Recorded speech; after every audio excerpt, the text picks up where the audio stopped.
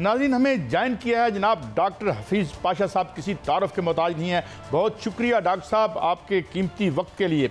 Doctor साहब, मैं straight सवाल पूछता हूँ, कहा जा रहा है मैशत ठीक हो गई है और जो है जी वो हमारे डिफ़ॉल्ट का जो चांस है वो भी 2-3 पॉइंट नीचे आया है सब कुछ, मगर 2 रिपोर्ट्स जो रिसेंटली आई हैं वो ये है, एक तो पावर्टी की 44.7% और एक और ताज़ा रिपोर्ट आई है जो मेल फीमेल पैरिटी की है और उसमें हम बदतरीन मकामात पे हैं। अगर बेहतरी हो रही है तो ये नीचे क्यों नहीं आती? ये क्या तरक्की अपर एशलॉन्स तक ही रहती है? Why does it translate into the welfare of common people? Doctor साहब। बिस्मिल्लाहिर्रहमानिर्रहीम। आपने 2 आदाद शुमार कोट किए हैं, मैं अगर आप मुनासिब समझें तो कुछ और भी स्टैटिस्टिक्स आपको बताना चाहता हूँ कि आज पाकिस्तान के हालात किस लेवल पे हैं। सबसे पहले देखिए, हमारा जो पॉपुलेशन एंड हाउसिंग सेंसस हुआ है 2023 में, माशाल्लाह एक बेहतरीन सेंसस जो कि जिसे पहली दफ़ा डिजिटल सेंसस के तहत किया गया था और उसमें बहुत आदाद शुमार बेहतरीन कलेक्ट किए गए हैं, down to the level of tehsil, सिर्फ तहसील तालुका लेवल तक स्टैटिस्टिक्स किए गए। पहली दफ़ा तारीख में ऐसा हुआ है। उस सेंसस ने 2023 में बेरोजगारी का भी लेवल पता किया है पाकिस्तान में क्या है। अब मुझे कहते हुए भी बेपनाह अफसोस है कि हमारा अपना गवर्नमेंट का सेंसस जो है वो ये कह रहा है कि पाकिस्तान में बेरोजगारी का पैमाना 22% हो चुका है। 22%, यानी कि 5 वर्कर्स में से कम 1 बेरोजगार हो चुका है और 5 साल पहले ये लेवल था 6.5%। अब ये तारीख का सबसे बुलंद अनएम्प्लॉयमेंट रेट है पाकिस्तान में। अब आप सोचिए कि इससे कुछ इशारा मिल रहा है आपको। दुरुस्त। आपने गुर्बत के पैमाने का तो जिक्र कर चुके हैं। तकरीबन 11.5 करोड़ लोग पाकिस्तान के गुर्बत के लकीर के नीचे जा चुके हैं।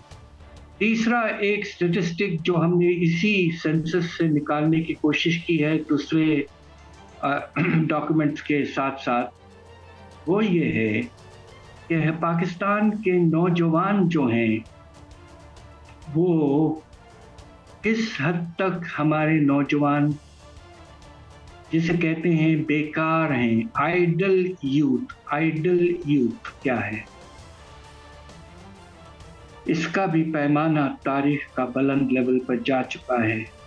तकरीबन 2 करोड़ नौजवान ऐसे हैं जो कुछ नहीं कर रहे हैं और इसके नतीजे में आप देखिए कि लेटेस्ट स्टैटिस्टिक्स आए हैं कि 1 महीने में तकरीबन 50,000 पाकिस्तानी बाहर जा रहे हैं। यही वजह है कि मुल्क के अंदर ना तो तालीम की सहूलत है ना रोज़गार। तो ये सारे स्टैटिस्टिक्स जो इशारा दे रहे हैं कि पाकिस्तान एक स्ट्रक्चरल प्रॉब्लम में फंस चुका है और इससे निकालने के लिए हमारी जो लीडरशिप है और हमारे विद ऑल ड्यू रिस्पेक्ट्स अशराफिया जो हैं उन्हें अब फाइनली मुल्क के लिए कुछ करना ही पड़ेगा।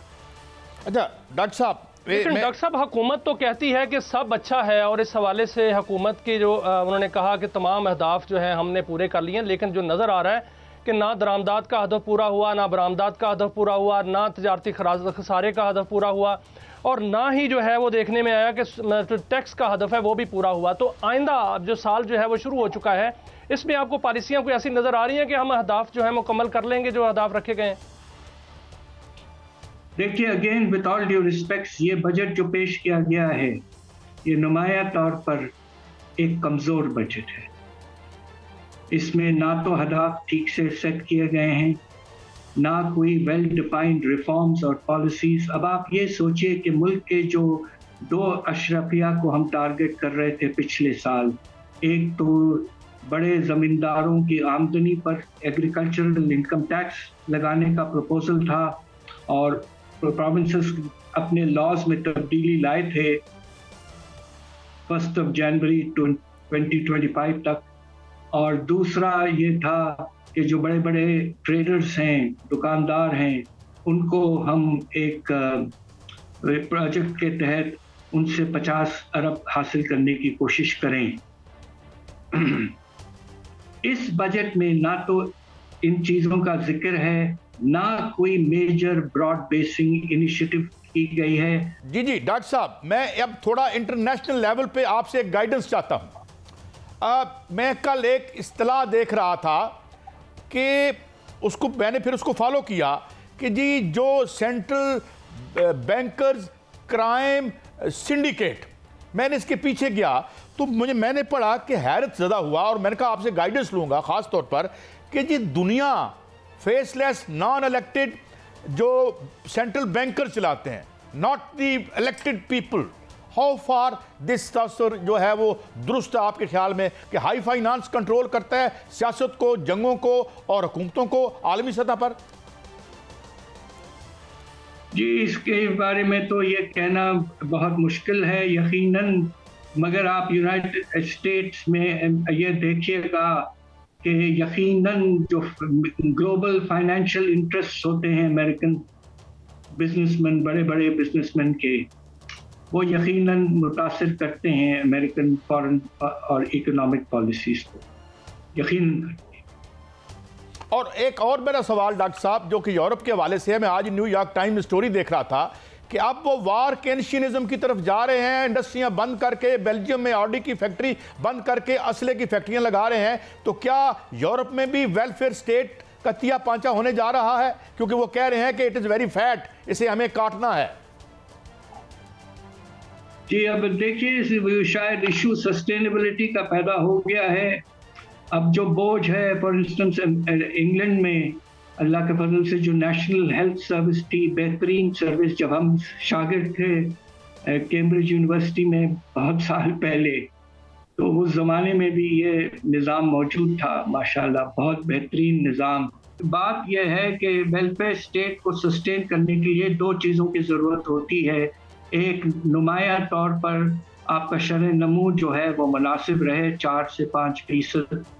دوسرا آپ کے ٹیکس کا نظام ایسا پھیلا ہوا اور طاقتور ہو، اسٹرانگ ہو کہ آپ مناسب ریونیوز جنریٹ کرتے رہیں گے، اور جیسے آپ کی اکانومی میں اضافہ ہوتا ہے ریونیوز میں اس سے بھی تیزی سے اضافہ ہوتا رہے.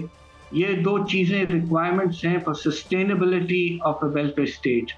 انگلینڈ میں بھی اب اس کا پرابلم پیدا ہو چکا ہے، تو یورپ میں اب یہ دقت ضرور پیدا ہو رہی ہے. امریکہ میں بھی آپ یہ دیکھیے کہ جو ٹرمپ نے انیشیٹوز لیے ہیں، یہ جو گلوبل ٹریڈ وار کا آغاز کیا تھا، وہ اسی وجہ سے تھی کہ امریکہ میں اب انویسٹمنٹ کا لیول بھی کم ہوتا جا رہا ہے.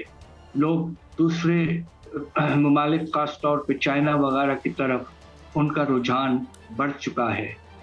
تو the global economy is going through a process of change.